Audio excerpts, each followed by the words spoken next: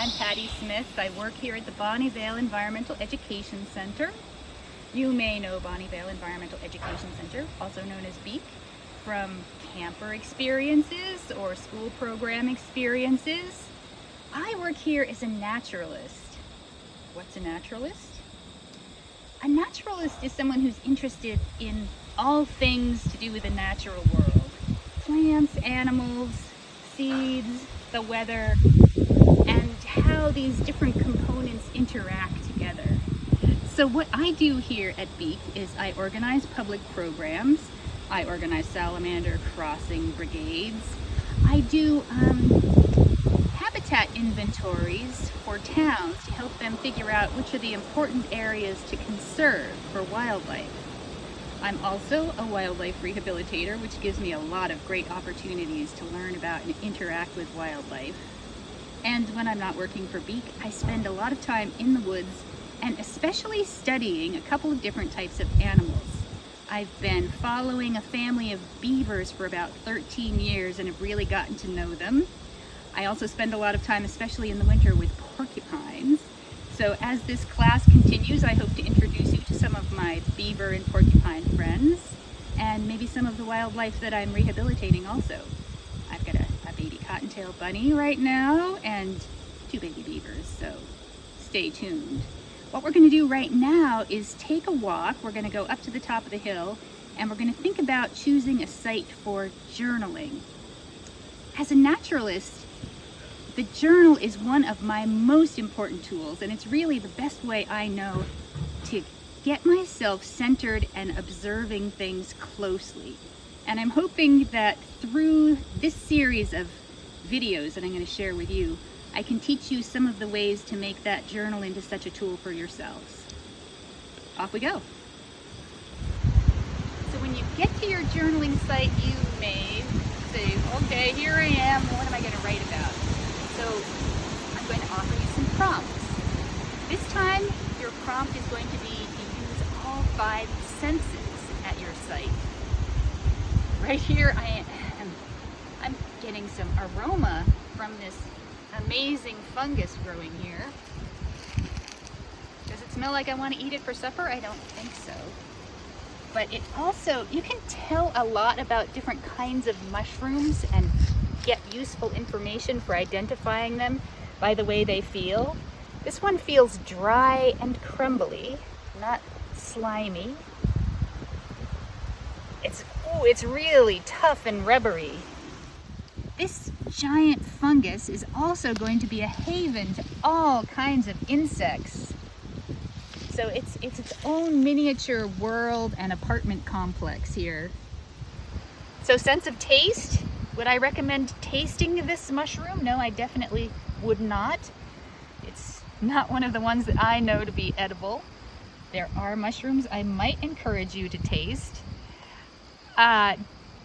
Rule of thumb is don't taste anything in nature unless you know for sure what it is. Nature produces a lot of toxins. Plants want to protect themselves from being eaten. So, unless you know, don't eat.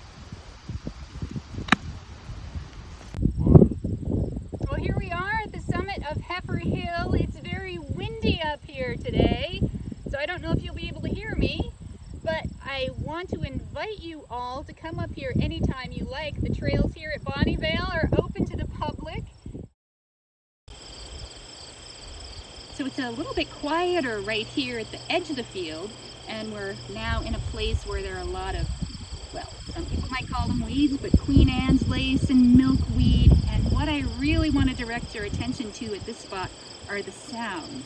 September is the time of singing insects. There's one over here that's going chirp, chirp, chirp, chirp. And then there's more of a steady trill over here. So we've got 2 species.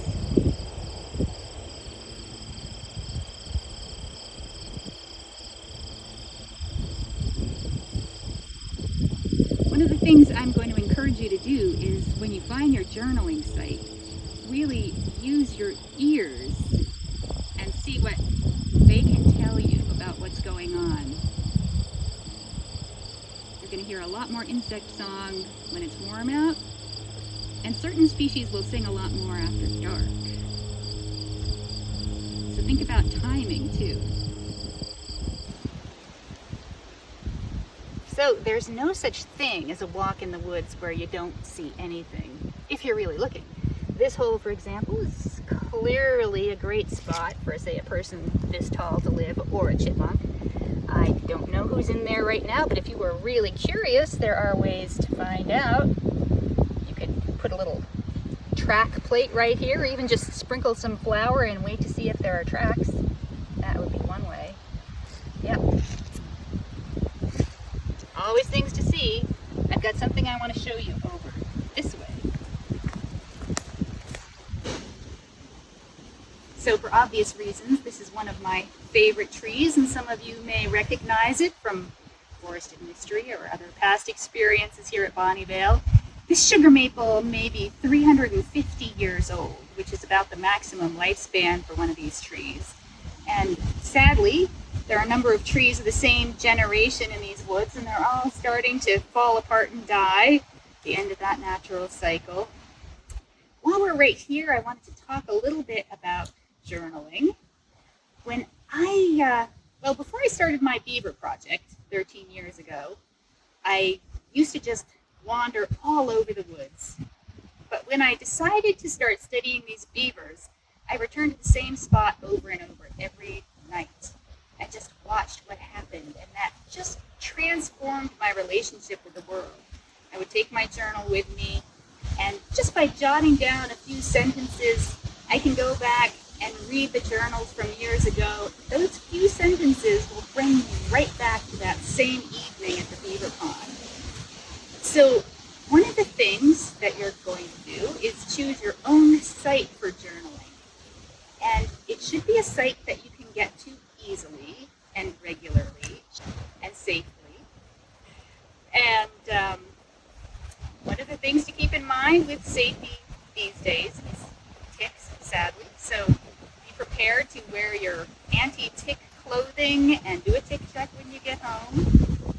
So there are obviously always great things to see at a beaver pond, but you can find nature in a paved backyard. Someday, when I'm very old and can't get out in the woods anymore, I'm going to finally start watching ants. The things they do just fascinate me so much. So any place that you choose, you're going to be able to make really great observations. To recap, first choose a site. Find a place you can get to regularly and where you will be safe and comfortable.